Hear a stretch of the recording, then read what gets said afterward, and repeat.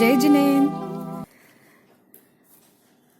आज का टॉपिक है 9 तत्व।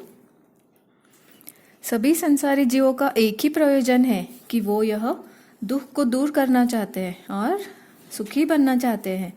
इसका सच्चा उपाय यही है कि हम 9 तत्वों की सच्ची पहचान करें, सच्चा ज्ञान पाए, उस पर सच्ची श्रद्धा रखें। प्रयोजन भूत तत्व क्या होते हैं? तत्व यानी ऐसे तत्व जिनकी सम्यक श्रद्धा और सम्यक ज्ञान के बिना जीव सुखी नहीं हो सकता। आइए अब हम देखेंगे तत्व किसे कहते हैं। जो तत्व जैसी दिखती है और उसका स्वभाव है उसे तत्व कहते हैं। जैसे अग्नि का तत्व उष्णता है, पानी का तत्व शीतलता है और शक्कर का तत्व मिठास है। उसी प्रकार जैसे चीज दिखती है उसके स्वभाव को हम तत्व कहते हैं। तत्व 9 प्रकार के होते हैं। वह कुछ इस प्रकार है: जीव, अजीव, पुण्य, पाप, आश्रव, बंध, संवर और निर्जरा, और आखिरी है मोक्ष। अब इन 9 तत्वों को जानते हैं कि वह हमें क्या सिखलाते हैं। जीव यानी जो जानता है, देखता है और जो सुख दुख को अनुभव कर सकता है, महसूस कर सकता है, उसे जीव तत्व कहते हैं। छोटे बालक से लेकर सिद्धों तक सभी जीव में ज्ञान और दर्शन पाया जाता है, वह जीव तत्व कहलाते हैं। अजीव यानी जिसमें ज्ञान दर्शन नहीं पाया जाता और जो सुख दुख का अनुभव नहीं कर सकते, उसे अजीव भी कहते हैं, या फिर हम लोग उसे नॉन लिविंग थिंग्स कहते हैं। जैसे टेबल, चेयर, पेन, पेंसिल, यह सब अजीव तत्व है। पुण्य तत्व यानी अच्छे कर्म करके हम पुण्य प्राप्त कर सकते हैं, उसे पुण्य तत्व कहते हैं। और बुरे कर्म करके, बुरे काम करके हम पापों का बंधन करते हैं, उसे पाप तत्व कहते हैं। आश्रव यानी कर्मों के आने का दरवाजा खुलना, यानी मन, वचन और काया को वश में नहीं रखना, उसे हम आश्रव कहते हैं। जैसे पाठशाला का समय में टीवी देखना अच्छा लगता है, धर्म में मन नहीं लगता, पढ़ाई में मन नहीं लगता, टीवी मोबाइल देखने में मन लगता है, उसे हम आश्रव तत्व कहते हैं।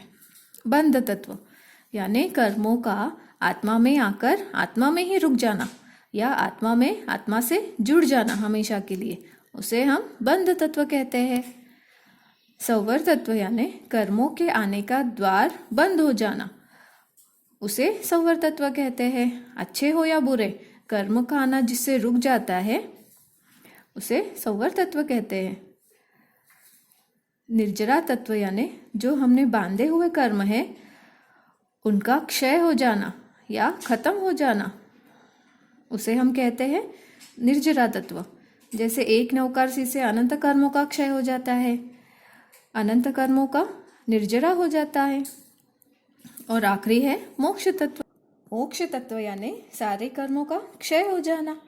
सारे कर्म छूट जाए तो मोक्ष की प्राप्ति होती है। जैसे सिद्ध भगवान ने सारे कर्मों का क्षय कर लिया है ना, और मोक्ष प्राप्त कर लिया। आइए अब हम इन 9 तत्वों को एक उदाहरण के माध्यम से समझते हैं। एक नाव में एक आदमी बैठा हुआ है, उसमें से आदमी एक जीव है और नाव जो है वो अजीव है, जो कि नॉन लिविंग थिंग है। जीव पुण्य पाप दोनों करता है। नाव में एक छेद हो गया, वो पाप की वजह से, पाप तत्व की वजह से, जिस वजह से पानी बोट के अंदर जा रहा है, यानी जो छेद है वह पानी को अंदर जाने के लिए द्वार बना रहा है, उसे ही आश्रव तत्व कहते हैं। अब पानी जो छेद में अंदर गया था, जिस वजह से डूब रहा है, यही बंध तत्व है। जो पानी अंदर नाव में पूरी तरह से जुड़ गया है, अब नाव में जो छेद था उसको हम बंद कर देंगे तो पानी के अंदर जाने का रास्ता द्वार हम बंद कर देंगे। यही है बुरे कर्मों को रोकने को ही संवर कहते हैं। और बोट में जो बचा हुआ पानी था वह हम थोड़ा थोड़ा करके निकाल रहे हैं। इसे निर्जरा तत्व कहते हैं, जिससे हम कर्मों का क्षय करते हैं।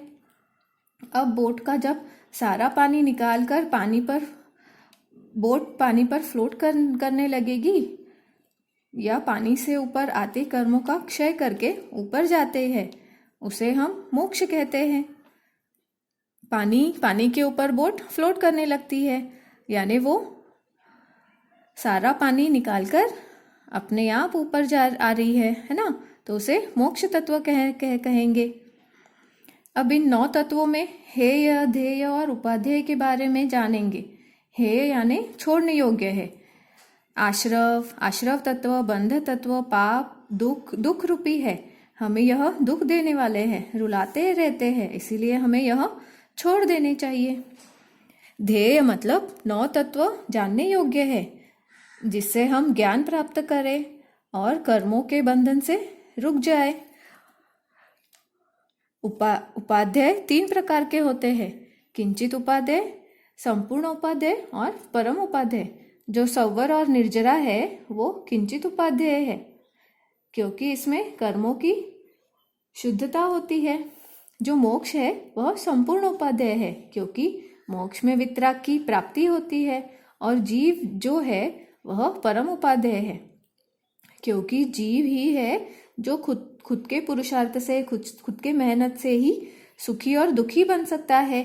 अपने कर्मों को खुद बांध सकता है। पुण्य पाप दोनों उसी के हाथ में है। उसी के पुरुषार्थ करने पर हमें कर्म बंधन होते हैं, और जो कर्म उसने बांधे हैं उसका भी फल जीव ही भोगता है।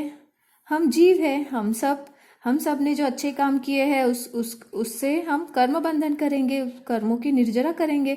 और जो हमने बुरे कर्म बांधे हैं वो भी हमें भुगतने ही पड़ेंगे।